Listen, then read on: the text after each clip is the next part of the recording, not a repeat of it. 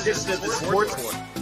And we are back. We got the full crew in the house. That is what it's all about. The Yankees, out of any team in the league, are the best equipped to handle a blow like this. I think there is a higher power at play here. He's due law of averages. That dude is the ultimate scrub. It's trash. Yeah. Every person you have in there is fucking trash. Next game, you're going to see a big performance. You can see it in the end of the game, and I'm just totally stoked and excited for this.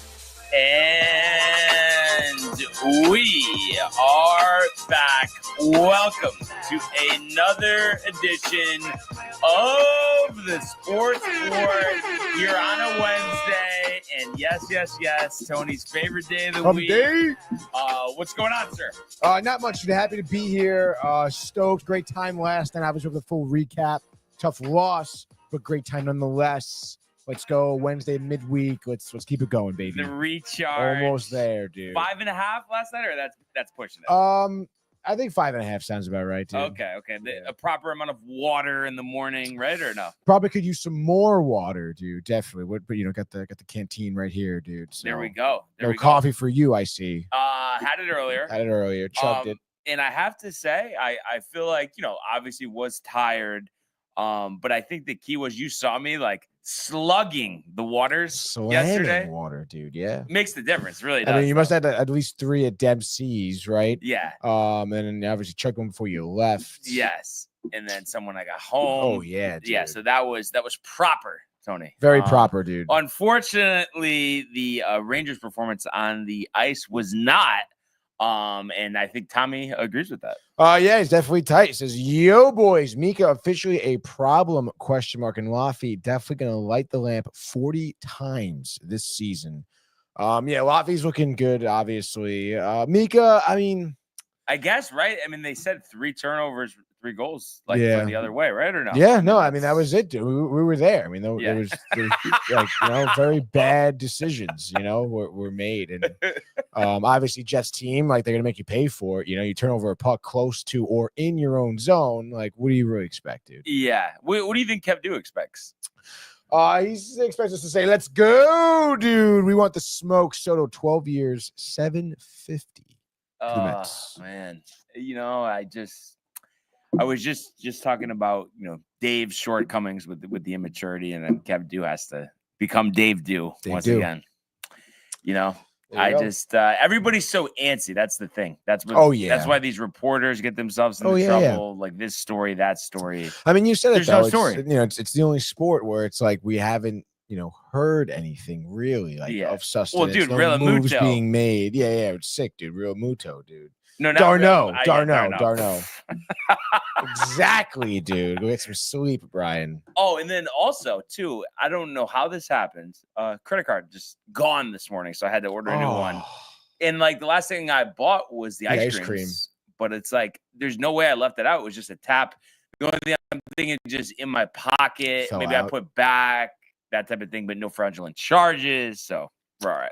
All right, there we go. I mean, it's a quick fix, I guess. Yeah, you have other credit cards. Not the end of the world, but then it's just a little annoying though. Yeah. It's like, come on, dude. Like, what happened? Like, you know what I mean? I was thinking like, oh, maybe I left it at Dempsey's, but that wasn't the case. No. Got stuff in the arena, but listen, not a big deal. But you know what was a big deal was, I mean, that performance, and like obviously we'll go over the specifics of the game, but I just in general, Tony. I mean, does kind of what we thought going into this year, maybe kind of is it rearing its ugly head in terms of like needing more, getting a little old? I mean, is it just me or did we look slow on the ice compared to Winnipeg last night? Slower. Yeah, sure. I mean, I really do. At the end of the day, it does boil itself down to just those dumb mistakes. Yeah. You really don't have that much, margin of error, especially against a team like the Jets. I mean, they're 15-1, never been done before in the NHL. First team ever to start the season 15-1. So no, yeah, it really is, dude. And I think on top of that, it was early mistakes too. I mean, that first goal was in 47 seconds, dude. That just happened not last game, but the Buffalo game. Same thing, dude. Like within the first minute of play, basically. like one gets past Igor. That one in Buffalo was his fault. This one, not so much. I forget who. Maybe it must have been Zibanejad, I guess, with that first turnover.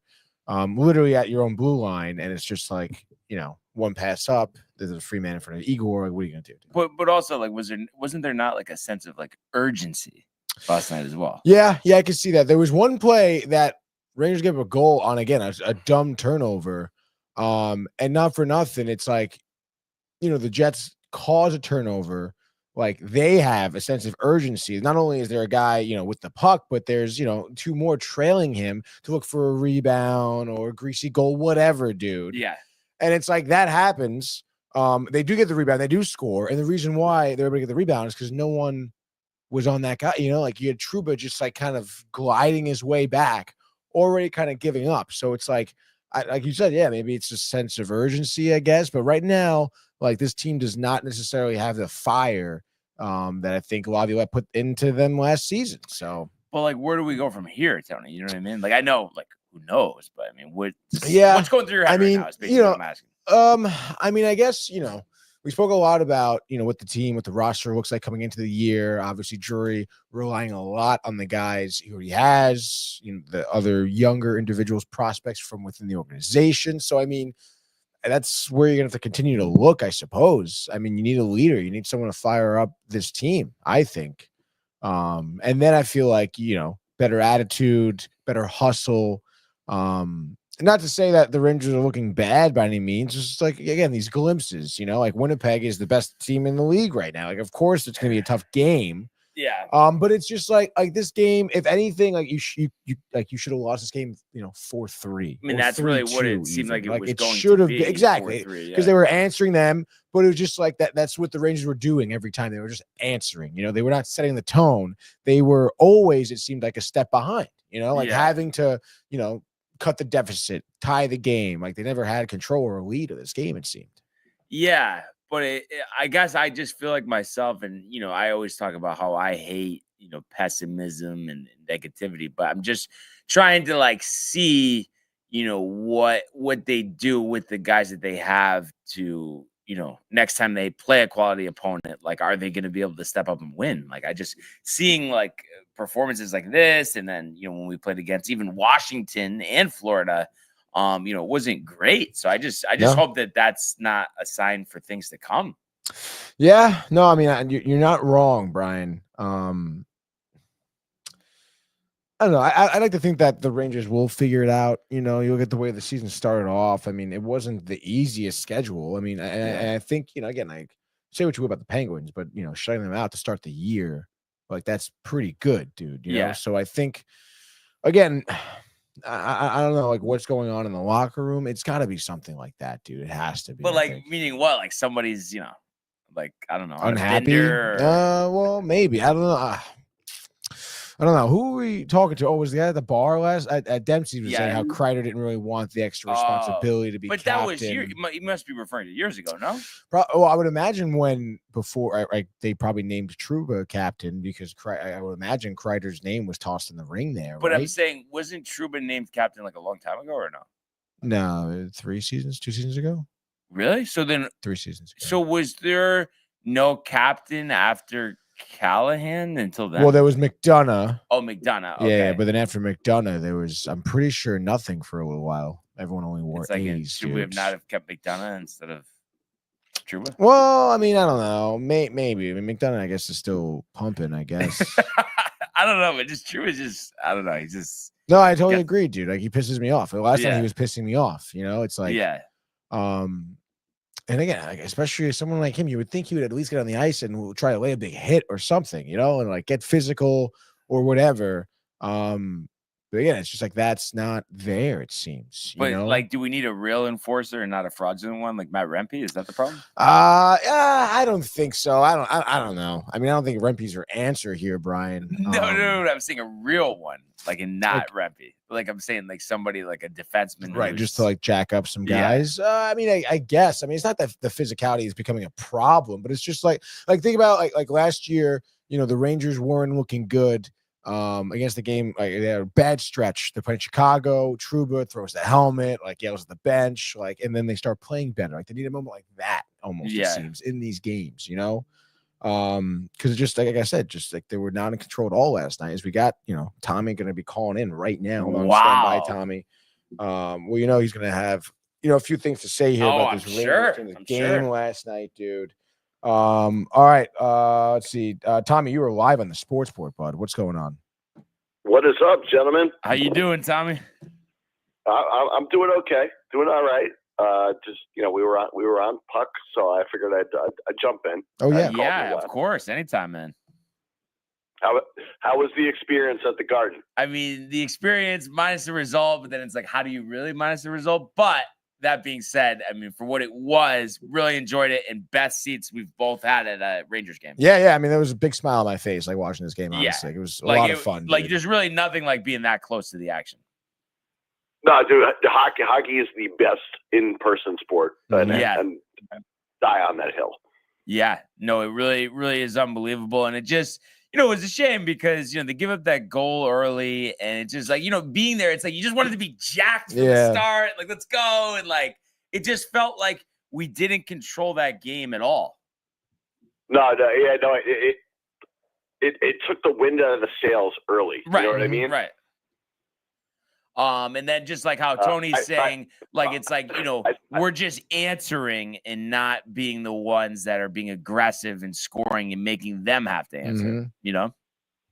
And listen, that is a phenomenal hockey team in Winnipeg. I knew they're a wagon, dude. Mm-hmm.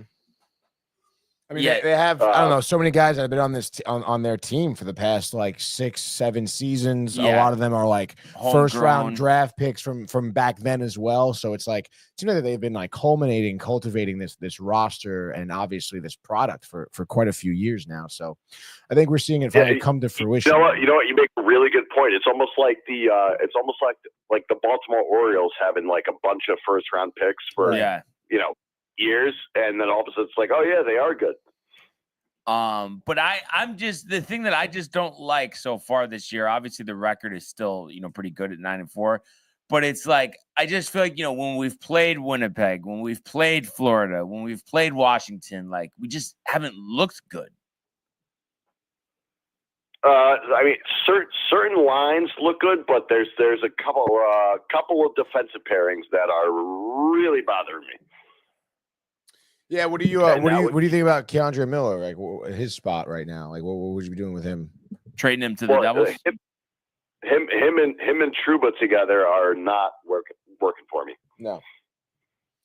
I think Lindgren needs to be with Fox for sure, because Fox is an offensive defenseman. Mm-hmm. And Lindgren is a Wolverine who just heals from injuries left and right. Yeah.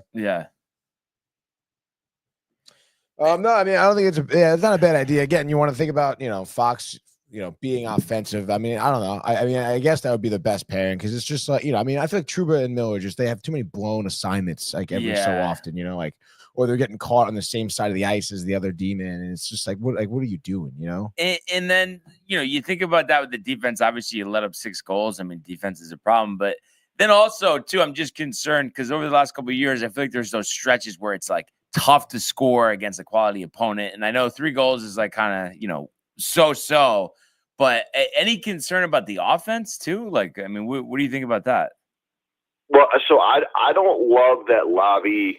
I get that he was trying to like change things up early in the season, mixing around the lines, but the fact that you broke up that Trocheck, Panarin, and Lafreniere line drives me ballistic. Yeah, that is kind of weird. Yeah, I don't agree with that either. Because that line was great, and honestly, I know we were talking about that. Mika kind of seems to slow Kreider down sometimes, but I don't know. I thought Kreider, and Smith were doing okay. I think Riley Smith was producing a little bit. Yeah, but I mean, it's like, I don't know. I kind of like just having like the lines just jacked up, like best 3, like each, and, you know, work your way down. No. Yeah, totally. And honestly, I was on board for the Rempe and Edstrom on both wings. Yeah. With Carrick, and just have a bruiser 4th line. I kind of like that. Yeah, honestly, and at this point, I think the Jimmy VC experiment is like, I don't know, man. I mean, I understand. Maybe I think he scored a few games ago, first goal of the year for him, but it's just like, I don't know. I mean, I've been expecting more of him the past couple seasons, and he hasn't really risen to that expectation. So, but the only thing, it's like, I don't know, Matt Redby, like fucking figure out how to skate a little bit better. You know, I understand they're getting some reps at Hartford and stuff like that, but I mean, he's got to improve his game though if he wants to. I understand Bruiser, yes, it's great the body, but you still got to be a good skater, and like sometimes he's just not. Well, yeah, and the other guy that's in the mix is Johnny Brzezinski, who's like come from a long line of goal scorers. So I do like Johnny Brad. Mm-hmm. Yeah, he's solid. But I mean, it's just and it's interesting. I mean, this is kind of I feel like a big point of the season where you kind of gotta, I mean, it's just 2 out of 3 you've lost, not a big deal, but. You got what 12 or 10 days, I guess, technically on the road after the game on Thursday. You're going west. Mm-hmm. That's right. They're going on the West Coast swing. That's right. Yeah. So I mean, it's like you can't get beat up on this West Coast trip because I mean, it's like you're just gonna put yourself in a bad situation. Morale's gonna be bad. You want to come back to the Garden humming, and obviously, I mean, it starts with beating San Jose at the Garden on Thursday. Well, it's funny that you bring that up. That I think it's 4 games on the West Coast.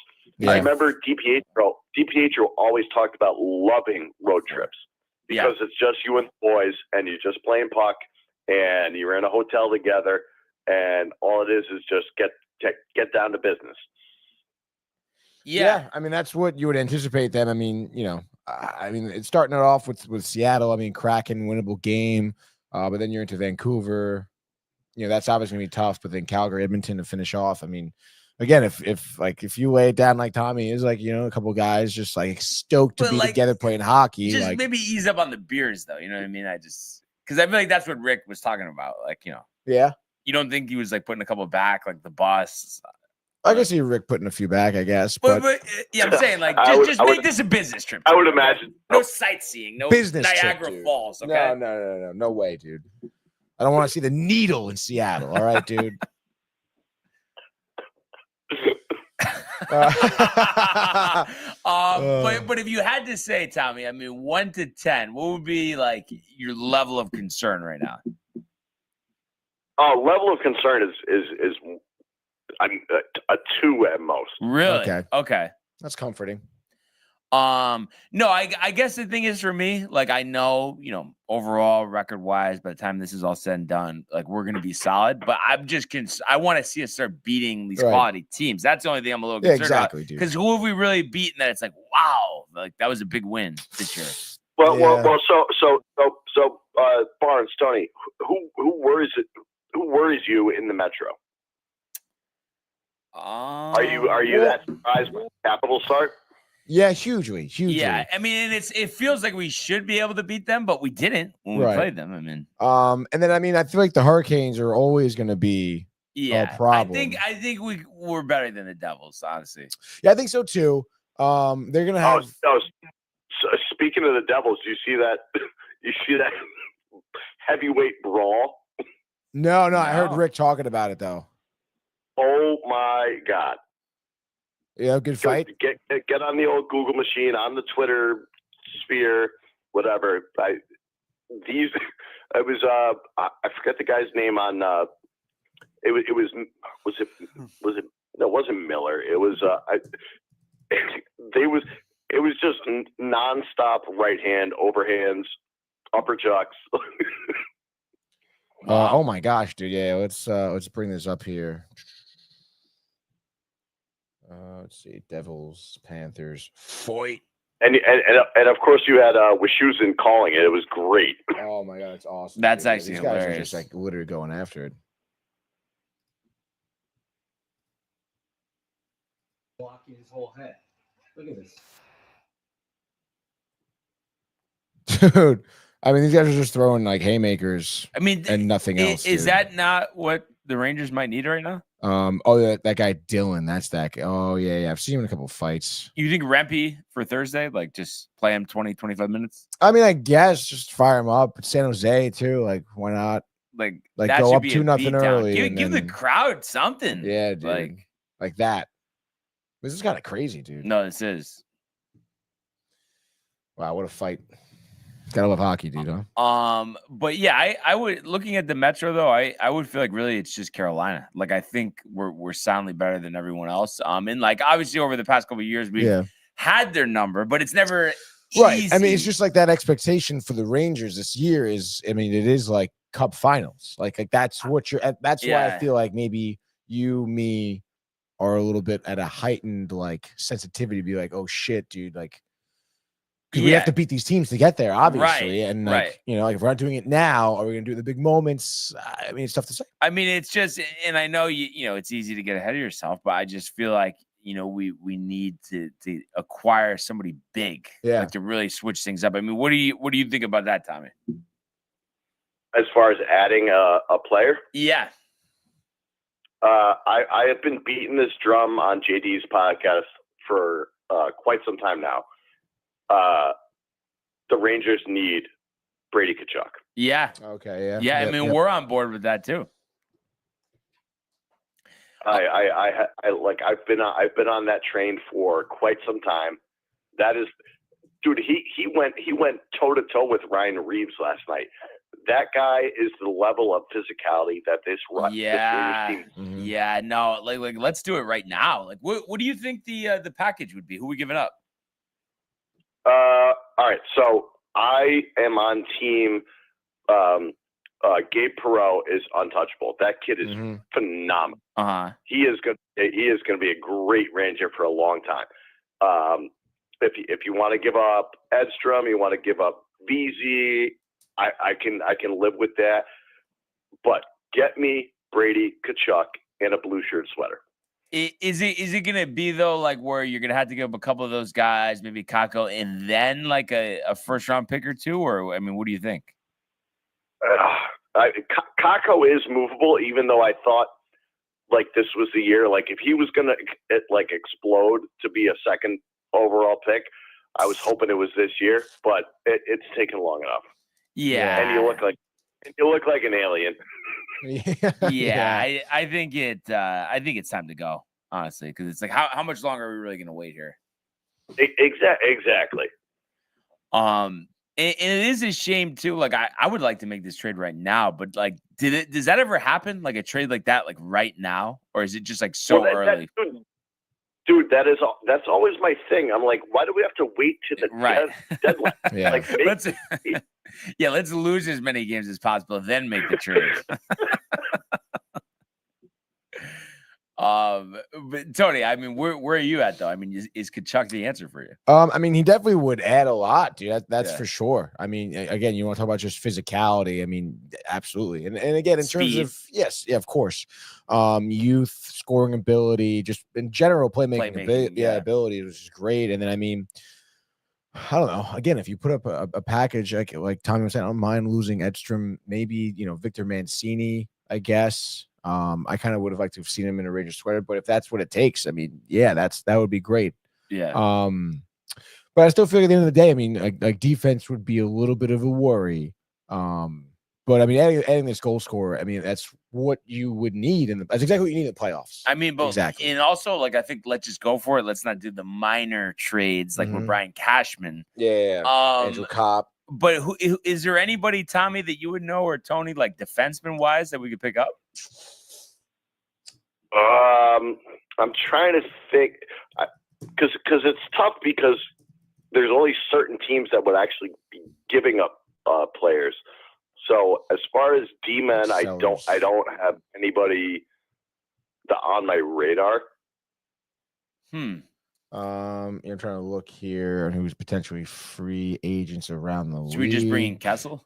No. Think of like players that are on dead man walking deals, 1 year left, type of deal. Yeah, Brady Shea's gonna be a free agent. That would be interesting.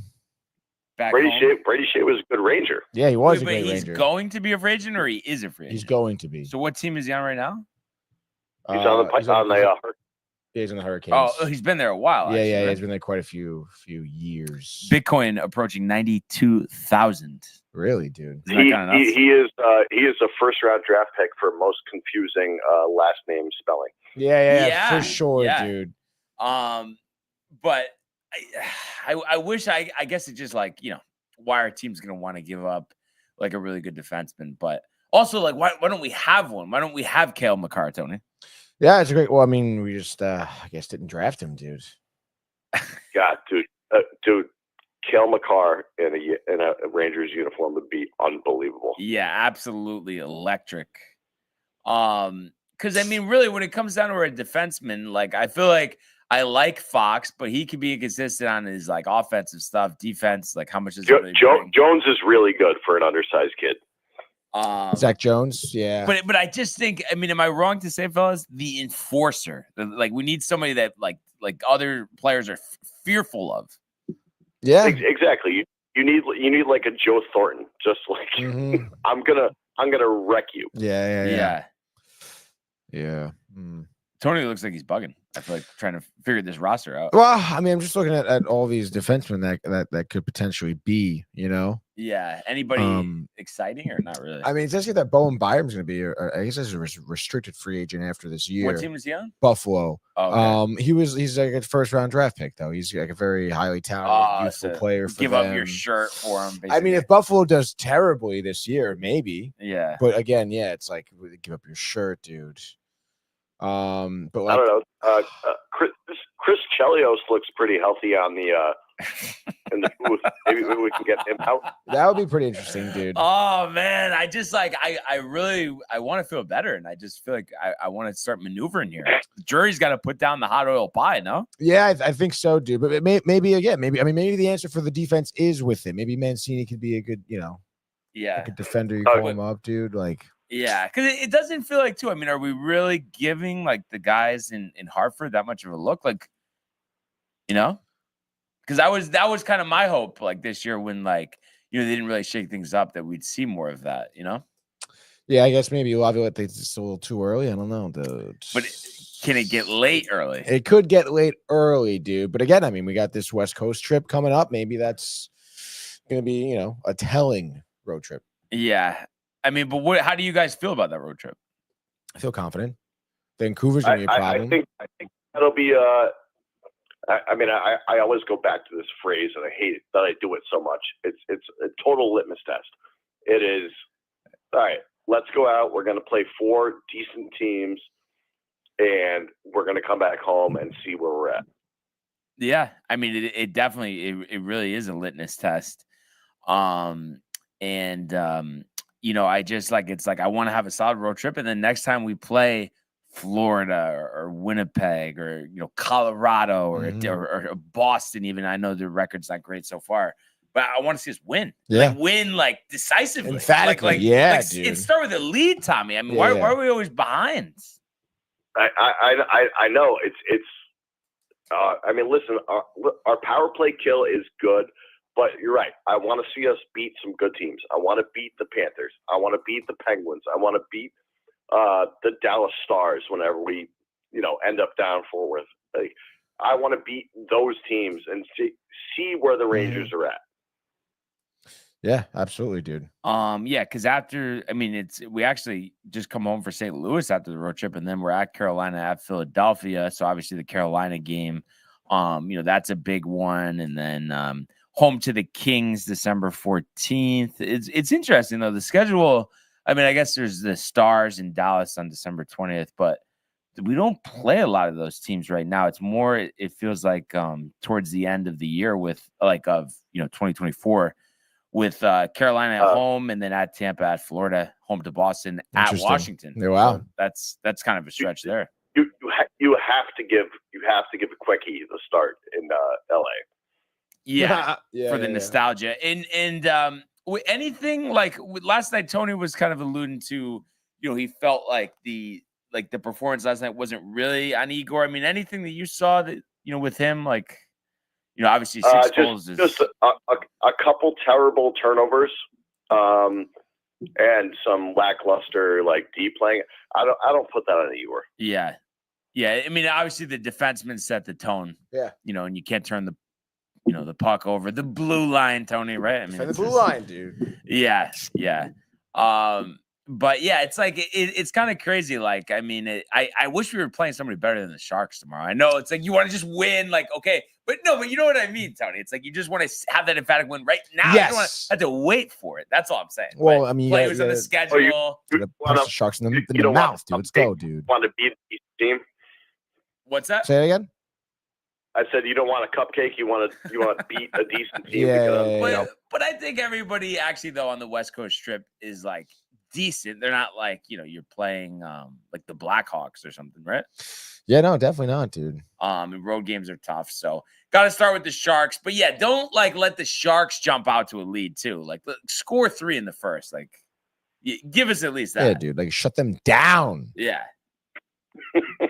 You guys are the best. Listen, I'm gonna run. It was a pleasure talking to you. Oh yeah, as always, Tommy. Thanks, Tommy. We'll talk to you soon. Later, dude. Here, fellas. You think I'm bugging too much, Tony, or no? I think about like let's beat the Sharks, okay, and then we'll get into Canada, we'll get into Seattle, and then you play Vancouver, and then that's gonna be. I think you do resonate though, because kind of like what you were saying, like this being the big year and stuff. So that's why it's like, you know what I mean. I'm not looking at it as like, oh, like winning the Metro. It's winning the Stanley Cup. It has to be, yeah, dude. Yeah, exactly. Like, that's why it's like, and I feel like because I'm not. A historian with the hockey, just because I'm newer to it. So like when I was talking to you last night, asking about like how many Stanley Cup appearances and stuff, and it's like I didn't realize that it was like that. For some reason, I was thinking it was more. So that's why to me it was like kind of like even more like let's need it, dude. Yeah, exactly. Let's not waste this. Like right above us was the banner that said regular season champions. Like, I don't want that, dude. What the hell is that? What is that? So yeah, we'll talk more about hockey in a second, but one of my favorite fall events of the year, Tony, the Butterfield Bermuda Championship. And I was thinking about this this morning, like when I woke up, just thinking about how this tournament's starting tomorrow and how they don't have like necessarily, as we would say, the who's who in the field. But I feel like, would it not be perfect, me and you on the board getting this thing going? Because I mean, come on, who doesn't want to play golf in Bermuda overlooking the ocean? Like, what are we doing? Are you kidding me? Yeah, I would love to, dude. Yeah, like right now. It's being wasted right now, dude. Like I mean, listen, I mean, there's some guys in the field, but it's just crazy looking at the other other tournaments, comparing it that way. It's like, wow. So you look at the particulars here. Par 71, 6,828. And they're saying sizable greens are governed to 10.5 feet on the stimp meter, Tony, due to the obvious exposure to the wind. The what? The stimp meter that just like measures like how the green is. Allergies getting you? I just yawned, No, it just seemed like an allergy thing because a little tired. Wait, so what does that mean though? Like the stimp meter? Look like, it so up, you're not sure? Like I just know it like measures the condition of the green, but I want to see the particular like definition on this. STIMP? Yeah. Okay. What is a stimp? Wow, it's one word. Stimp meter. How does it work? Storage device not gonna stimp meter, which is all for short stim, crucial tool, greenkeepers and course managers. Oh, it's an actual tool. It measures the speed of greens. Oh, so I guess it's like this little rod that they roll. Okay, and it's just for the speed. Ball That's down. what it's measuring. Yeah, dude. Especially against the National. Services are famous for being very quick. It's used there. It measures 36 inches in length, has a V-shaped shoot down, so the golf ball can roll down at the side with 2 notches on it, which can rest the ball. One of these notches is 30 inches from the tapered end. The other is 14 inches. To measure the speed, we're going to get, I think it's some math here. A golf ball is placed in the notch, which is 30 inches from the end, also known as the 1X notch. And the end of the stimp meter is lifted slowly, with the rest obviously on the green. The ball rolls down the chute, hits the green. The measurement is then taken at the end of the stimp meter of the ball, finishing position. This process is repeated 3 times. So long as each reading is within 8 inches of one another, the average of these 3 becomes one of the 2 measurements that'll be used. And then I guess you do it again from the 14th one. And then the process must be repeated. If the trios fail to accord one another, it may be a section of the green that has too much slope. This seems pretty intense, dude. Yeah. I feel like you're about to buy one of those. If the greens at your golf club are running at around a 9 or a 10 on the stimp meter, that would be considered average. This may increase certain times of the year when greens are faster, like when it's a little chillier, I guess. I guess tour professionals, putting surfaces readings reach around 13 for professional courses. You could say you learn something new every day. Yeah, definitely. I mean, the stimp meter, dude, I'm down. So now we know to look out for that. I'm gonna pack mine in my bag now. Next time we go golfing, dude, I'm gonna measure the greens at Wheeler. So what started as the Bermuda Championship in 2019 is now the Butterfield Bermuda Championship, Southampton Parish, Bermuda. You look at the history of this event. Brendan Todd in 19 won at 24 under, 4 strokes clear of Higgs. Brian Gay in a playoff over Wyndham Clark, 2020, 15 under. Lucas Herbert, 1 shot clear of Patrick Reed and Danny Lee, 2021. 2022, Seamus Power, 19 under par, 1 shot clear of Dietrich. And then last year, Camilo Villegas, 24 under, 2 strokes clear of Alex Noren. The purse for this is a tournament high $6.9 million. So the winner getting $1.242 million. So not a bad chunk of change, for an event, that is the penultimate of the fall season. Mm-hmm. You got the RSM Classic in St. Simons, Georgia next week. And then, you have, there's going to be in December, I guess, there's the Grant Thornton and then Tigers tournament. But other than that, then it's, over to Hawaii to, start with the Century come January. Hawaii. So how quick that will get going. And it is always exciting when you get, the official start of the PGA Tour season. And oh yeah, I just can't imagine just a golf trip to Hawaii. Are you kidding me? Yeah, it sounds like actually ridiculous. Yeah, probably something like the beautiful trip you're ever gonna have. And like Rory, he skips the Century every year. It's why? Wants to go to Europe, but also, yeah, it could be could be because of that as well. But looking at the fields here, we mentioned, not a ton of highly ranked golfers. The only one in the top 50 is actually Tony's guy, Lucas Glover. And then you also have a couple Canadians, Nick Taylor, Mackenzie Hughes, as well as Maverick McNeely, who we saw on Twitter last night, the betting favorite somehow. You have Kevin Yu, Ben Griffin, Johnny Vegas, Brendan Todd, a former champ, Nico Echevarria, Doug Him, Patrick Rogers, Rio Histatune, Matty Schmid, Peter Molinari. We mentioned Seamus Power, as well. Being a past champion, Alejandro Tosti, who had the 82 last week, so he has a chance for some revenge here. Kevin Streelman, and then the Bryan brothers, Wesley Bryan and his brother, which I actually need to look up what his name is. George, I think George Bryan, but it's the first time that they're paired together in a PGA Tour event, which is kind of cool. Joel Damon. Right now flirting on the cusp of having that conditional status, being in the top 125 at 121, had a decent performance last week. So this is a big week for him, as it is for Daniel Berger, who sits at number 124. So a lot on the line for those guys. And, Camilo Villegas will have a chance to defend his title, as well. So I know this is difficult, Tony, but if you could give me your best stab here at a winner and a sleeper at the Bermuda Butterfield Championship. All right, so I'm gonna go for a winner here. I'm gonna say Andrew Novak, dude. We saw him win the Mexico Open, or no? That was Jake Knapp. That was Jake Knapp but last Novak, year. What was it? Or Scottsdale? He was in contention. He was in contention. Ended up blowing it, though, I believe. Yeah. And I'll tell you why in a second, but I can tell you right now, putting, bad putter. But I'm gonna say because the stimp meter is so high, everybody's putting bad. There we go. So Novak, kind of give a little balancing act there, level playing field. Maybe has a few, few good rounds here. I think he does do well approaching the green. It's just when he gets to the green, doesn't do well. So let's freaking go looking for his first career win. I think he has 3 top 10 finishes this year. So he's due for one here. And I say he's going to get this dub this weekend, Bermuda Butterfield. And I say because of the high stimp meter, maybe a little bit of a lower score or higher score, if you could say. I say, I don't know, maybe 18 under. He 18 wins. under. 18 okay. under. All right. And then I guess sleeper, Why not give me the guy who won the Open in 2018? Molinari, the Italian. Let's go. The Stallion. Exactly. Let's go. Maybe a little bit of a grizzled vet. He's been there before. He big wins. Think 3 career wins. Whatever. Earning for a good win this year. Hasn't had any this season. So let's freaking go, Molinari. And I would imagine that Ernie could get some good odds on him. Even at top 20 for Molinari must pay out big. I think it's like plus 15,000 to win. Wow. Yeah. That's those are some pretty let's go, baby. Odds here. Molinari. Let's go. So yeah, I would, echo your sentiments where the winner of this tournament, is going to be well under par.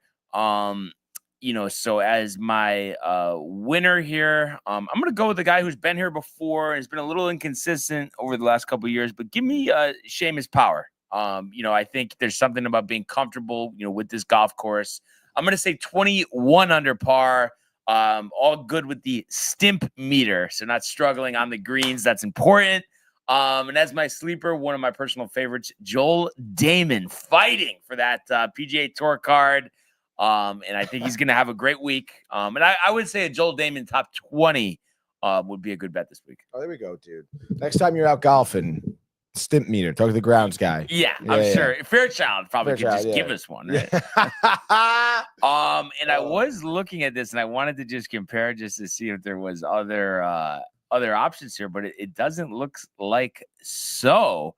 But I guess there maybe is some additional coverage on the NBC app, but in terms of terrestrial TV, Tony,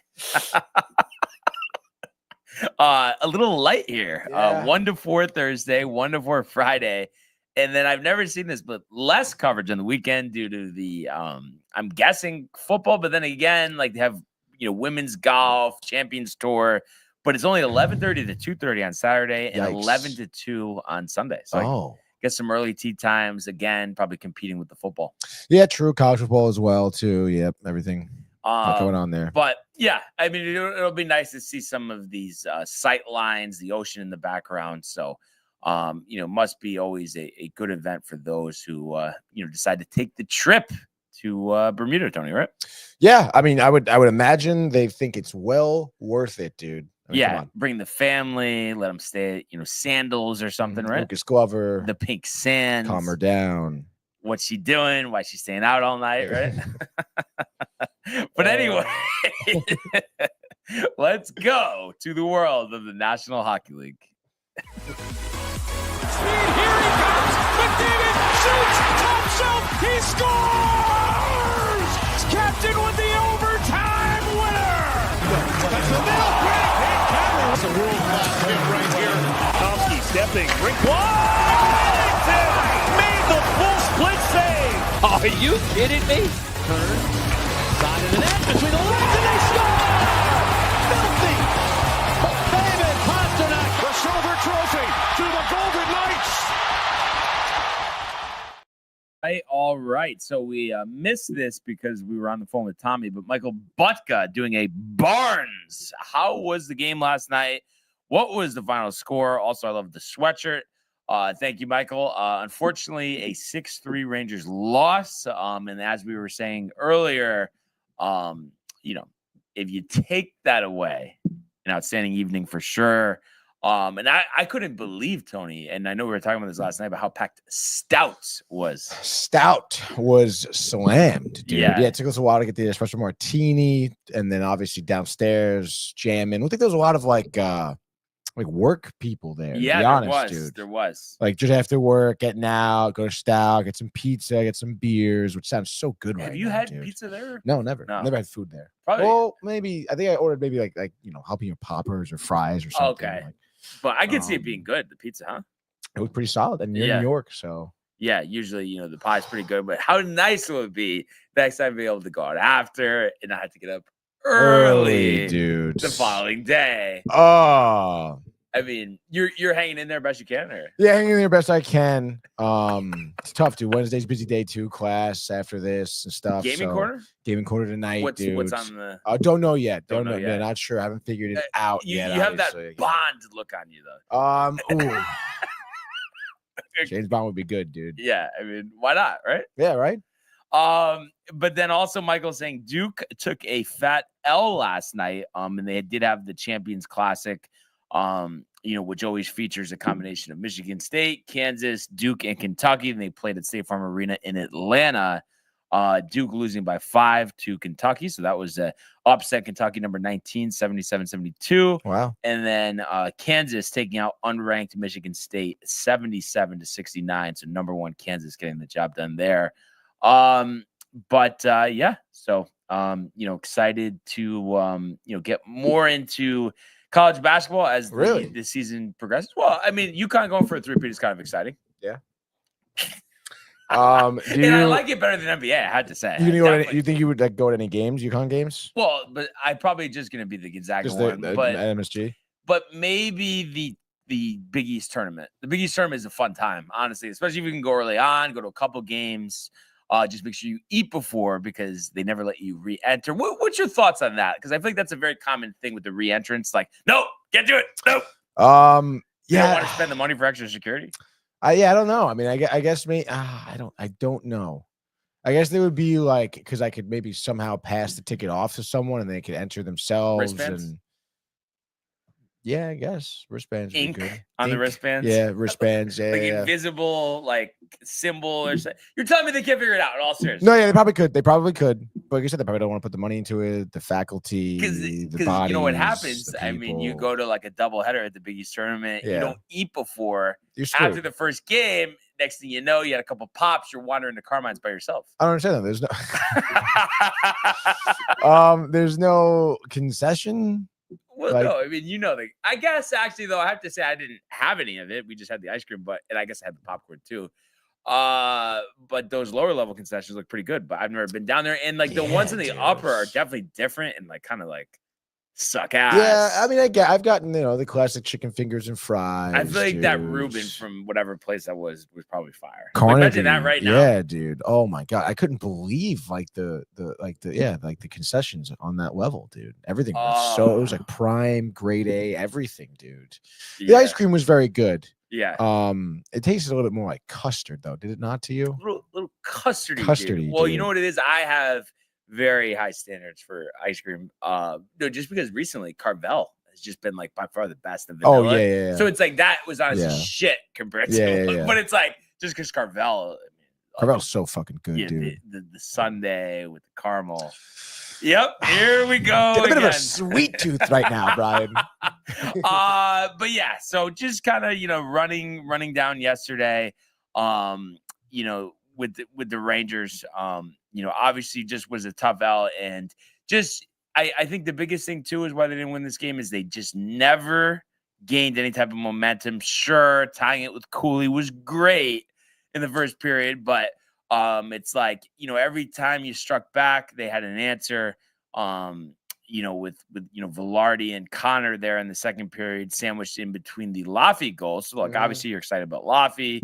6 goals already here, and that was on a power play. But then it's like, but then you give it back, and then you go into the third period down a goal, and then in the first minute you give up another goal. So I just feel like, I mean, I don't know. That was just disappointing to me, and like I can understand you saying Winnipeg is the better team, but to me, I think the effort, really has to be questioned here. And it's like, I'm surprised that would be an issue given the intensity of Peter Laviolette.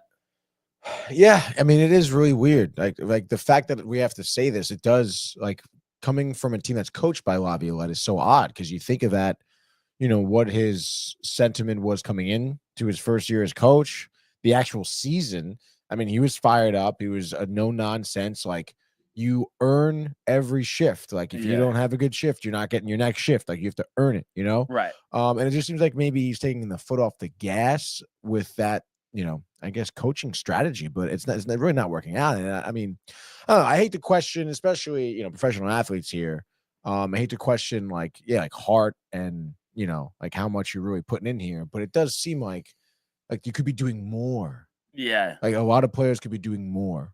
And it's like, why is it a problem? But is it like, then you think about Laviolette and being like all these different places? Like, is it that like he's on these guys really hard to start?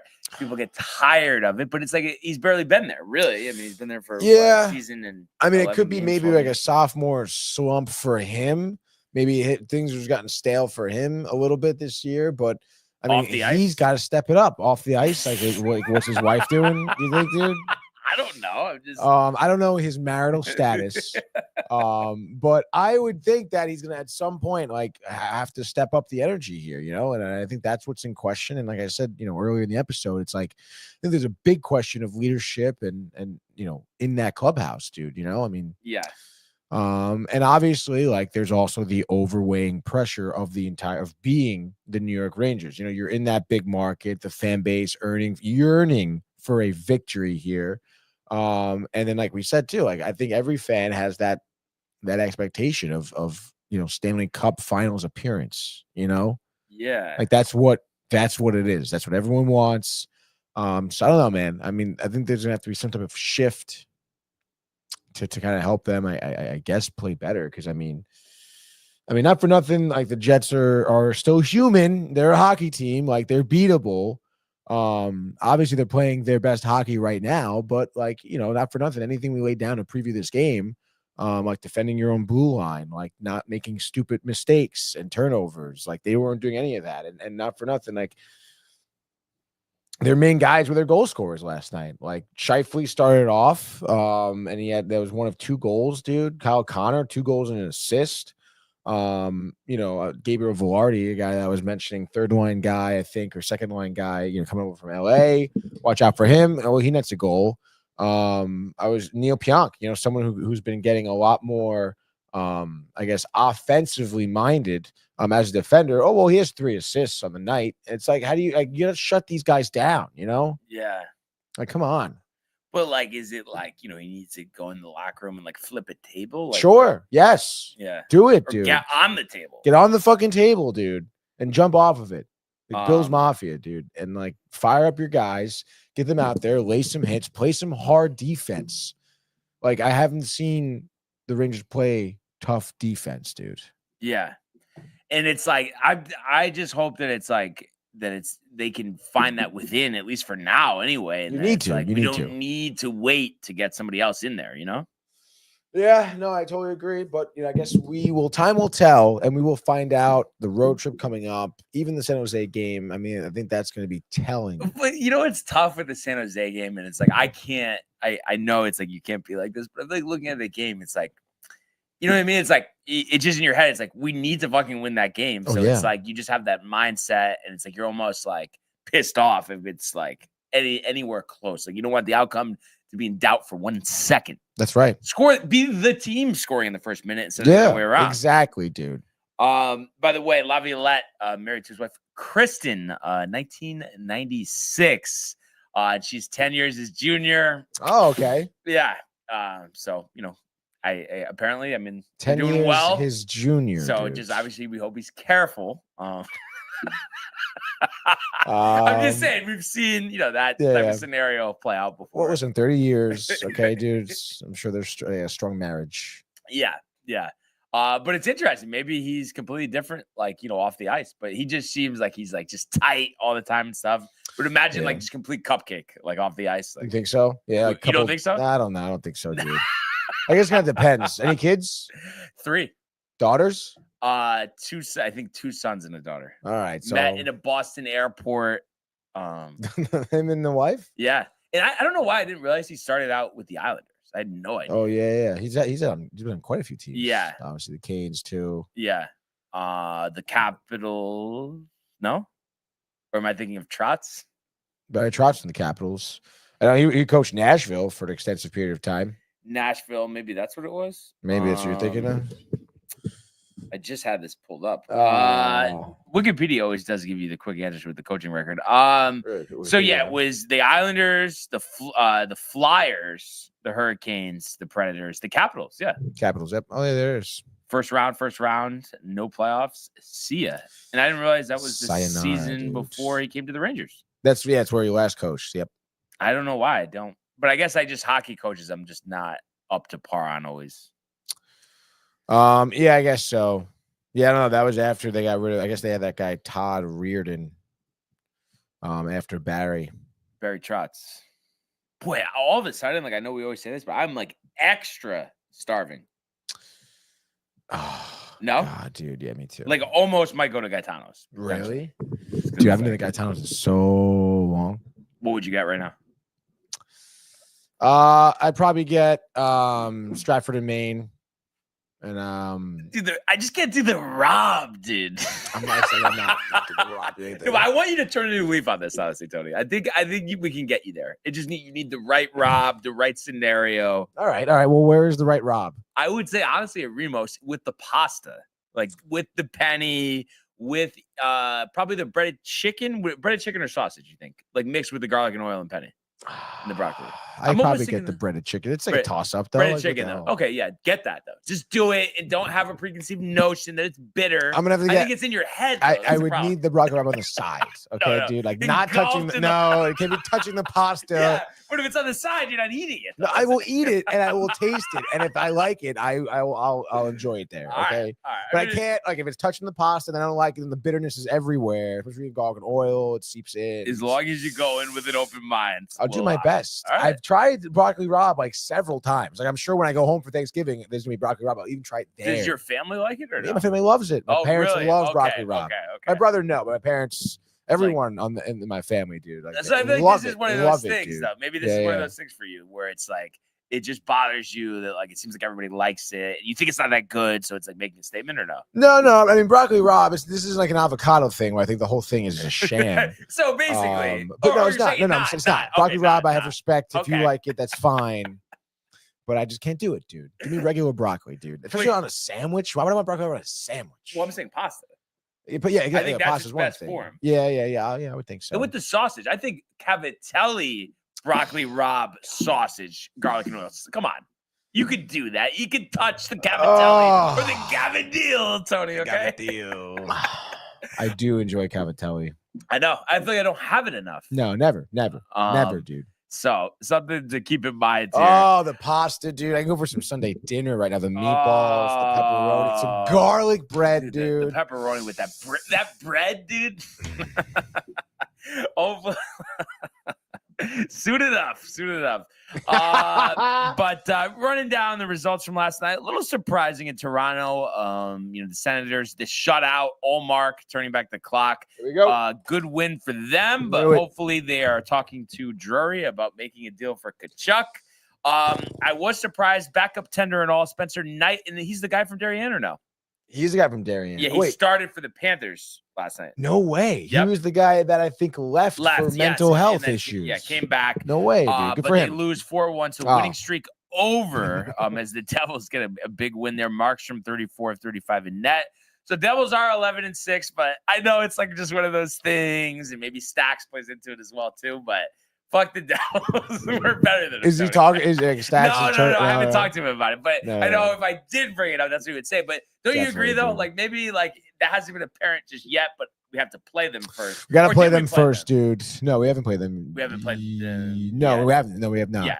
But we have to win, is what I'm. No, we definitely have to win. But there, I can see Devils fans being jacked up. Finally, Markstrom a tender, whatever, dude. Yeah, but we got to take care of business, Tony. Enough take care of business, is enough. Enough. How about Boston? The comeback kids last night, 3-2.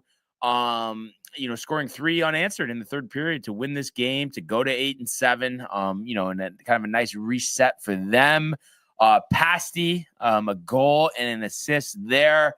So I said this yesterday. I think they are gonna, round into form here. But I have to say though, it has been an odd few seasons for the Bruins, that dominant regular season, losing the first round, and then what happened last year too, trading Allmark. It's been weird for a team that felt like was so close to winning, Yeah, no, definitely. And, obviously they knew, I mean, I guess trading Ray Allmark wasn't a bad job. Maybe too late though. Maybe they should have done it last season, right? Yeah, maybe. Well, I mean, look, the Allmark Swayman 1-2 was great. Like they were splitting the whole year, but it was just like Allmark wants to get paid, so does Swayman, obviously. But you're not gonna put so much money tied up into 2 tenders. Like no one does that. So they kept Swayman, signed into a big contract, got rid of Allmark. But, that I think was a tough adjustment for them at the beginning of this year because Swayman was not doing well, dude. So, and he didn't have like a tender that they can confidently put in there, be like, all right, he can make up until you figure it out or whatever. No, dude. And then again, you talk about the past few years, people retiring, people moving around and stuff like that. So it is a different team. But I think, like you said, though, they will round it out. Swayman will come back into form. Marchand, Pasta, Charlie McAvoy. Talk about a good defender that I would love to have. Having a goal and assist in the sheet here. Yeah, we're not gonna get him. No, and I feel like I've asked you this before, but was it ever like a crazy Rangers Bruins rivalry? It doesn't feel like. Oh yeah, dude. Of course. It doesn't feel like it right now. Why does it not feel like that? We don't play in the playoffs. Is that why? Well, not. Well, I feel like it's been a while since they've seen them each other in the playoffs. Yeah. Obviously, regular season rivalry still will be there, but if you watched, hockey the early to mid 2000s. I mean, it was Bruins Penguins out of the East, like every year, So back then, like that rivalry, because we were seeing them in the playoffs. It was the Penguins in the first round. It was Bruins in the regular season. This is a big deal. They're the team to beat. They're just not the team to beat anymore, But I think, ironically enough, I wouldn't be surprised though. We play in the first round. I mean, then it's gonna turn things back up. Oh yeah, dude. Yeah. But historically, the Islanders has been the bigger rivalry. Yeah. Historically speaking. Yeah. Right. I guess. Yeah. Sure. I mean, it's just because it's one side recently, but then back when the Islanders were good, the Rangers weren't, I guess, right? Well, Islanders' run was in the 80s, I guess, right? So that was in between the Rangers' 2 cups. Oh yeah. So kind of weird too. With the Islanders, who what do you know? A 4-3 Edmonton win your boy last night. Leon Draisaitl, the game winner in overtime here. Yeah. This was an interesting game. Draisaitl actually had 2 goals, so 11 and 12. The first one on a power play. You had Kyle Palmieri with his 7th for the Islanders, and then Bouchard and McDavid getting his 5th. Anders Lee also had his 5th and 6th goal of the season. A guy, you don't usually say his name too much last couple of years, but kind of the same story for them. And I'm sure that the Oilers are hoping that this win catapults them. It's interesting because McDavid is kind of off to a similar start as he was last year. The timidness in terms of like the goal scoring. Do you think that's going to continue, or do you think we're going to see him ramp up here and kind of get more aggressive with the scoring? I guess if he needs to be, he will. I mean, listen, we saw that role he took it last season as well. The setup guy. He's going to do what he needs to do in order to win games. If that means netting, 3 assists on the scorecard instead of 3 goals, that's what he's going to do. So, you kind of would be in favor of him now, like the resistance to acquire him for the Rangers. Dude, he's obviously it would be great to have him on your team if like on any team. Like, I feel like you would flip out if we got him like that excited. No. Or you'd really be like breaking down the package. What are we giving up, dude? Like it's not about just getting McDavid. It's not about that. But at this point, I will say, because I've come a long way on this, other than Lafreniere, though, is like I feel like I'm not like attached to anybody that we need. Just because these guys have been in the playoffs last few years, you know what I mean? It's like I think it's just time to just. I think Mika's on the table. Yeah, I wouldn't put Panarin there or Trocheck or Kreider. What happened with Panarin though in the playoffs last year? It's quiet. And even this year, I don't know. Starting is just. I mean, he's been hot start, low right now, but that's just. I mean, that's the way ups and downs, ebbs and flows, dude. Yeah, come on. But I just feel like if you're gonna acquire a guy like McDavid, it's like you don't think twice about who you're giving up. Like I could see Lafreniere because he's younger, want to keep him around a while. Same thing with Gabe Perreault. He hasn't even made his debut. I get that. Yeah. But the other guys, I just feel like it's like even Kreider. I mean, I love Kreider, but it's just like, I don't know. I just feel like it's just important to have the guy. Like we talked about the run yesterday, Tony. Yeah. Now I feel like it's the guy. Like we kind of need that. I guess so, Brian. But I think, listen, I mean, like not for nothing, like Edmonton has the guy, and they haven't hoisted the cup. So it's like. But they did unfortunately come closer than we did last year. They did come Game closer. 7. And I don't know. I just have this. Am I over dramatizing it in my head? But I just have this thing like. McDavid to the Rangers, like his game is elevated. Like he takes it to another level because he's in New York. He's from Canada. No, but I know. But I'm just like you don't have to be from New York to play in New York. No, yeah, obviously, but he likes Canada, dude. That's why he's playing for Edmonton. I think he's not going to go anywhere. Was anyone commenting on this? No, you have to listen to this. Oh, gosh, well, first of all, Josh B, yo, what up, fam? Just finished some interviews, starting off my schedule. #TCA, #Sportsbook, #TTV. Call me in for always appreciate Josh B in the building, but Michael Butka kind of on a little bit of a rampage here, saying college basketball better than NBA, no doubt. NBA is a whore. Wow. Dan Hurley all day, baby. Wow. Hockey in the 2010s was absolutely best. Doc Emmerich was the best. Hockey's just boring. I watch hockey all day over NBA in 2010s. Michael, we have been over this before, but like, I'm sorry, buddy, but Tony knows it too. I mean, there's just a little correlation here with the Penguins hoisting the cup. Unfortunately, it's not their time right now. No, it's not. But you have to look through that. Like Michael can look through that. No, he can. And Doc Emmerich, yes, great but cup it's like finals, the game amazing, goes on, dude. Michael. But it's not like I'm not gonna stop watching hockey because he's not around necessarily. It's like, I don't know, man.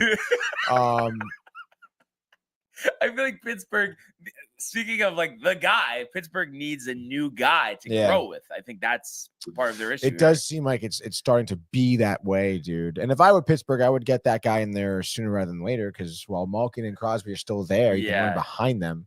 What were we talking to? Oh, it was the Uber driver last night, right? Yes. Penguins guy. Thinks someone's gonna go. Malkin's gonna go. Yeah. Michael Bunting probably as well, right? Well, he's young. Is he? He's like 27, 28.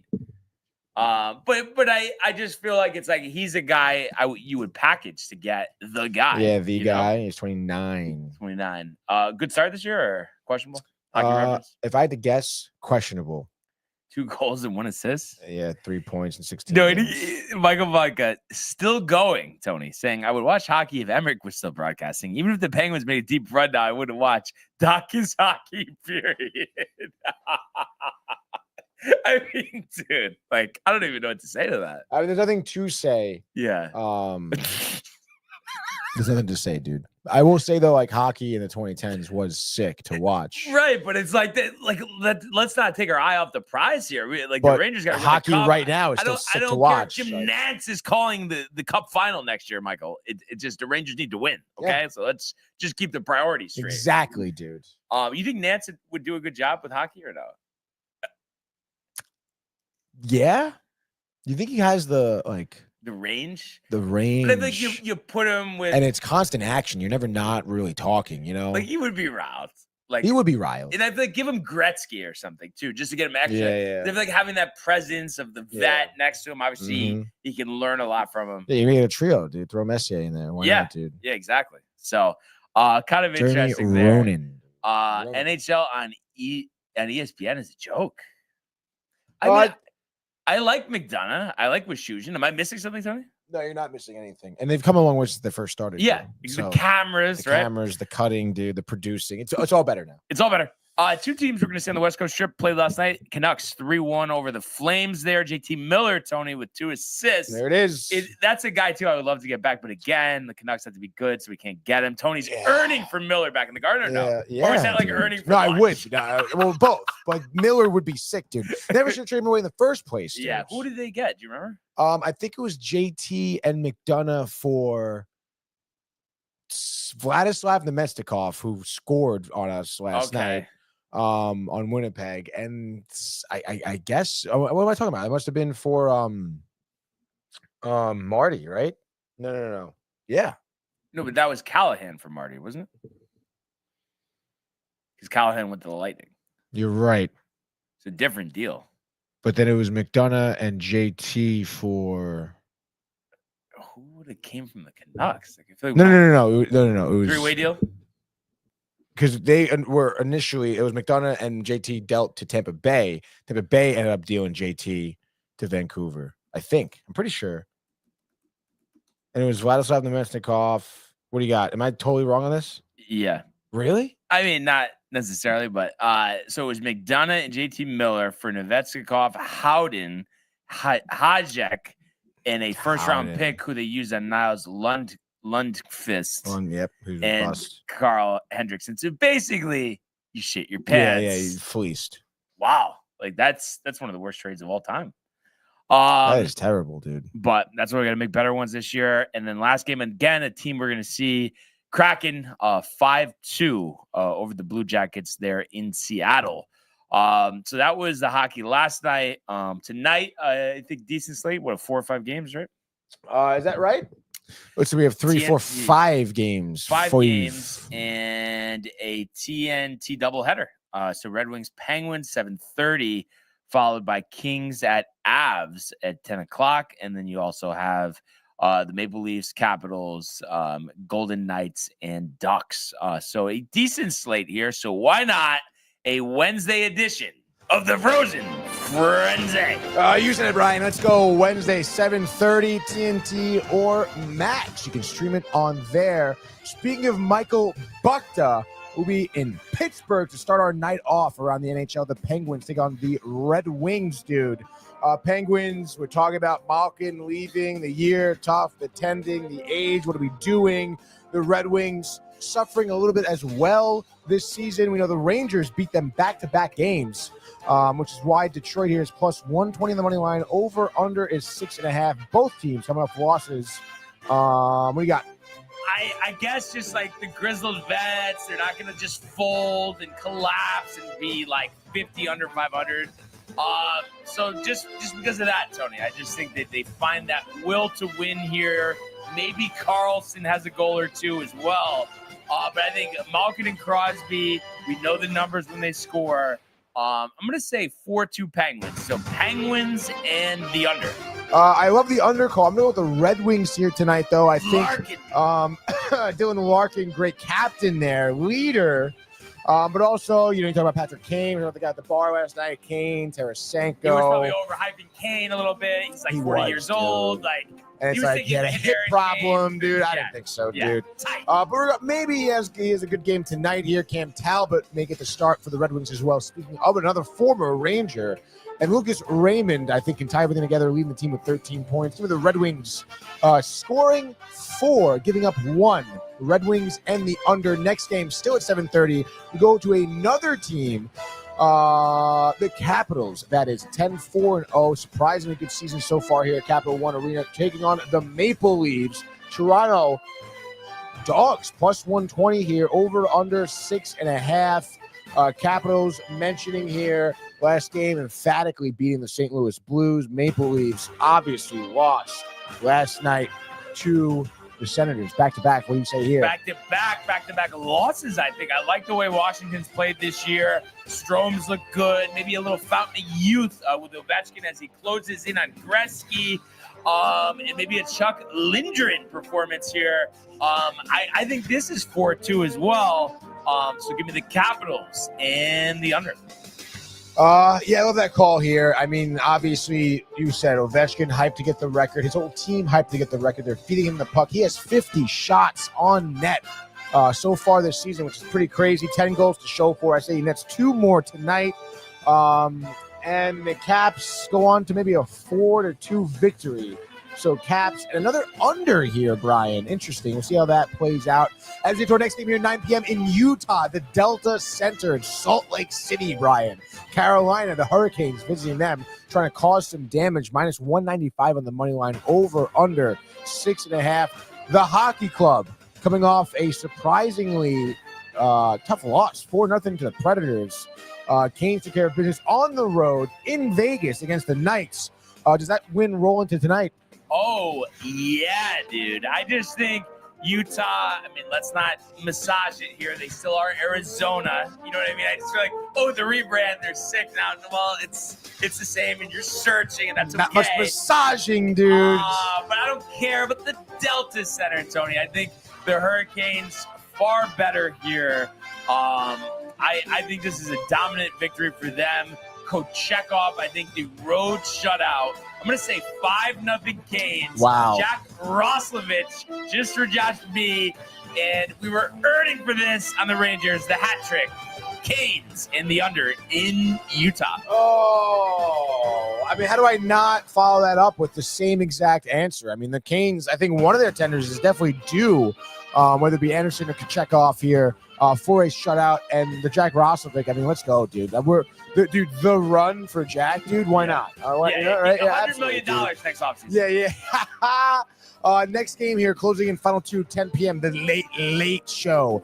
This is the doubleheader part of TNT Part 2. Max also streaming there. Colorado Ball Arena. The Avs at 8-8, taking on the visiting Kings at 9-5-3. LA plus 150 here in the money line. And the over-under is, wait for it, 6.5.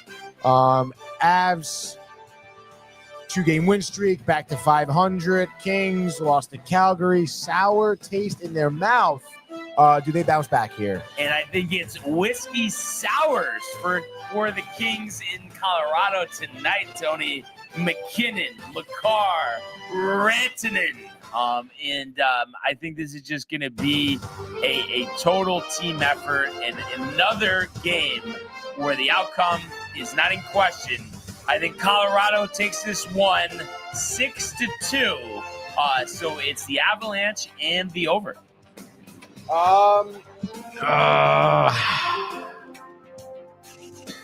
Give me the upset. Why not? Give me the upset. Give me the Kings here.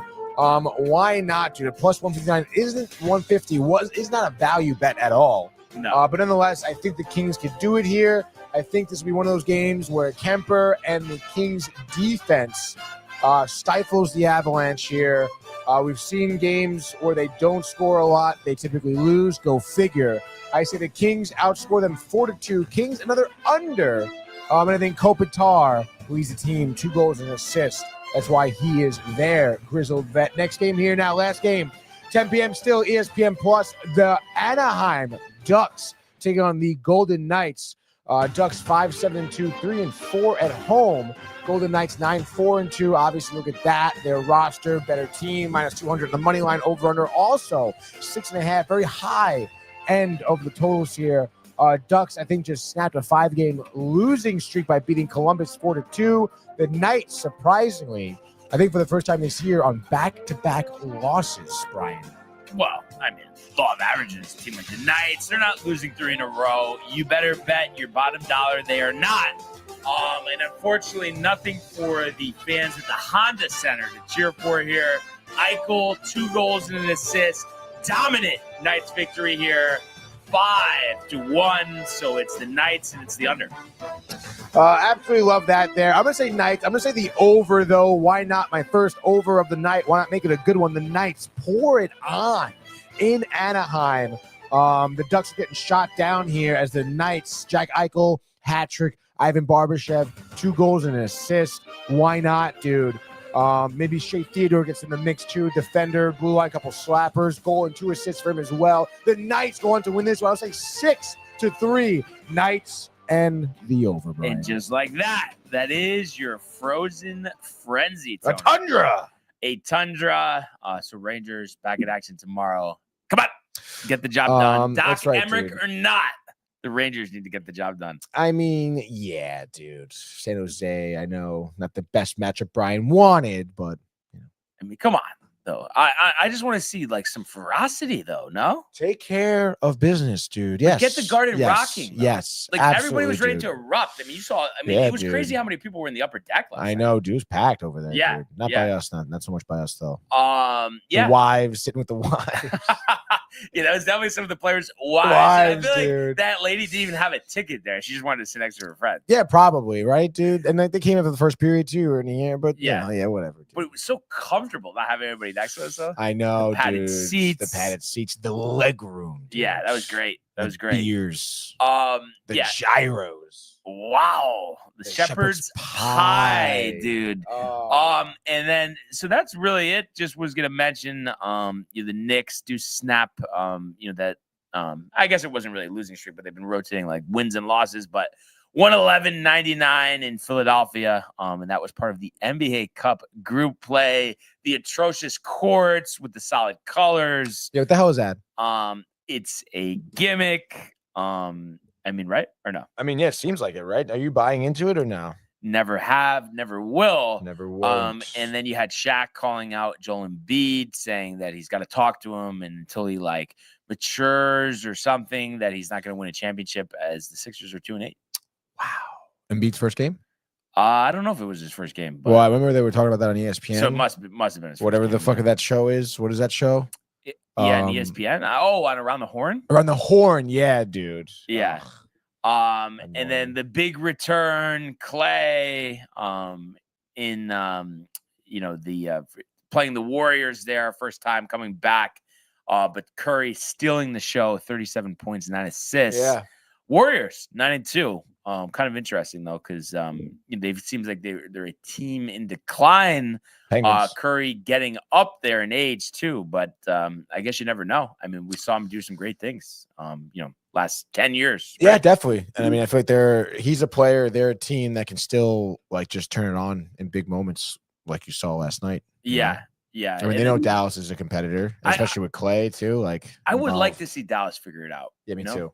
It would be a good story, Clay getting another one with Dallas. Even like Kyrie and Luka too. Like that's dope, dude. They're only 5-6, and I just feel like they are as Luka goes, and because I have him for fantasy, and I just noticed sometimes like he just has these performances in terms of like his shooting percentage, where he's just missing a ton of shots. Last night. I mean, pretty good, but 27 shots, that's a lot. You missed 14 of them, 2 of 10 from three-pointer. That was, the bugaboo. You lose by 3, and that kind of ruins your performance where it was 31, 8, and 6. And Kyrie had 21 points, 6 assists as well. And then Clay, 6 3-pointers in his return to Golden State. Yeah, good for Clay, dude. It's something like you said, it would be cool to see him win another championship with a different team. Yeah, so gonna be kind of interesting. I just would like to see anybody but Boston win this year, and I know Michael Bucket agrees about that. Michael Bucket does. Michael Domak does not, though. Yeah, but right? I mean, you're not like I'm seeing him today for class. Domak. Yeah, that's right. Big class today. We're doing some on-air broadcasting. Remember, because what I said, I want to like stay true to that. Remember, I said like this is the last championship Boston's getting for a while. You said that last season. Yep. Yeah. So I know. Look pretty good to start, but we know tough to follow up a championship season. I mean, that's why teams don't usually repeat. You are completely right, dude. Yeah. Domak is definitely in the belief that they will. Oh my God. No, that's why, we want to see them humbled. Yeah. The Bostonians, Tony. So, I mean, that's really it. I think, sandwich, water, quick nap, class, Bond, and you'll be good to go. Yeah, dude. Couple Peronis later, dude, with some Bond, with some za, dude. Za sounds great with some water, Brian. Yeah, tons of water. The jugs are full. Already finished this one, dude. Yeah, so at least you're off to a good start with that. But another show, Tony, that I feel like just absolutely flew by. Anything else? Michael Jacked. I like to see that. That's Boston. Horrible city. Horrible, Tony. Horrible. But really appreciate everybody who tuned in today and continues to comment, like, and subscribe. All of the archives on the YouTube page, Tony, Michael, Renee, and Jay and Costa, the merch at downtimetv.com. Want everybody to enjoy the day, enjoy the games, enjoy Gaming Corner, and we will see you mañana. Hey guys, Tony here from Downtime TV checking in. I want to thank all our fans out there who's been liking, subscribing, sharing our content. You guys are the best. You guys are our bloodline. You make us love what we do. Thanks again.